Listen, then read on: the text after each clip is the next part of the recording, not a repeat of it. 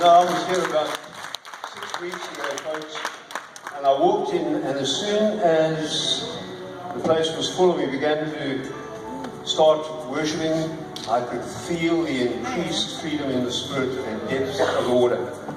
I said, what's happened? The Lord said, well, they were walking ankle deep in the water, and I think it's due to the prayer and the fasting. I mentioned it to Bunty. He said he thinks it's the prayer and the fasting. Something happened in the hearts of people, a freeing of the spirit.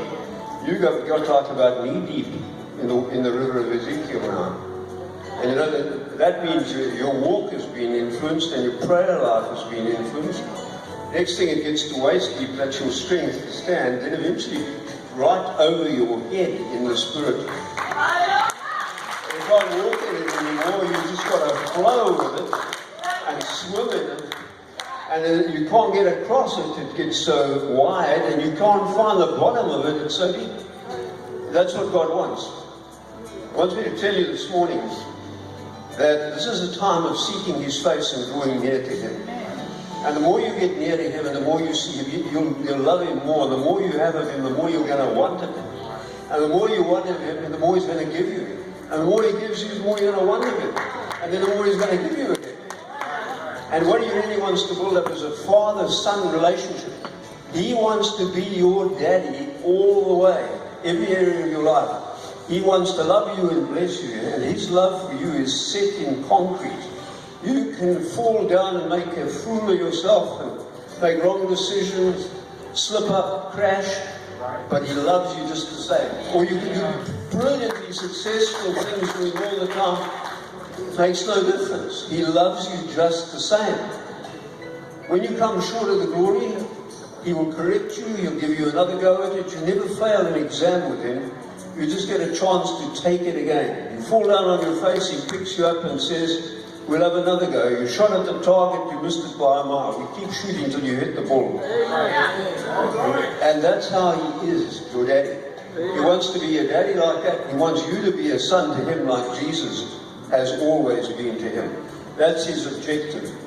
Second Adam's race are sons, all of whom are cast in the mold of the eldest son. There are a whole generation, a whole ecclesia, church of firstborn sons with a double portion and anointing. That's where He's trying to bring us all to at the moment. And some of you are moving on quicker than others. And what you're going to see now is those who really break through into that closer relationship, He's looking for a sonship relationship like He did with Jesus at the Jordan. This is my beloved Son in whom I'm well pleased. Not because of the works He's done for me, but because of the sonship He's established with me, His walk with me, His obedience to me. What am I going to do next? I'm going to put on Him the full Messianic anointing. What did Peter see in John 16, when Jesus asked him, who do you say that I am? He said, you are the Christ, the Son of the living God. I see resting on your sonship that full Messianic anointing, and that's who you are.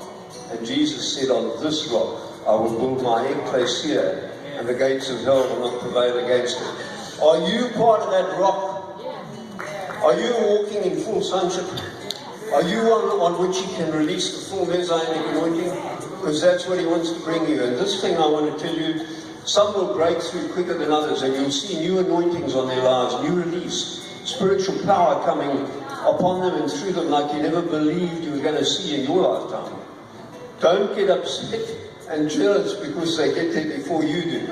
You just follow in their example and you press in because it's for you too. And anybody you see really breaking through, go to Him and ask Him to pray for you and lay His hands on you, because anointing is catching. It's more catching than mumps. You go and get Him. Wherever you see a real anointing, ask the guy to lay hands on you and pray for you that some of His portion may come on you and your full portion get released. This is the time you're coming into 2016. The devil is going to get up to some dreadful things across this nation. Don't believe that what you see and hear is going to be the order of the day. That's not it. God's got a plan for bigger and greater and better things than we've ever seen before. And He's going to counter everything the enemy does. I'm interested to see by the end of 2016 how much butt of the devil gets kicked across this nation, and how many of these carefully rehearsed plans God blows up in his face. We've got a great God. Nobody can beat him. Nobody can outwit him. Nobody can outmaneuver him.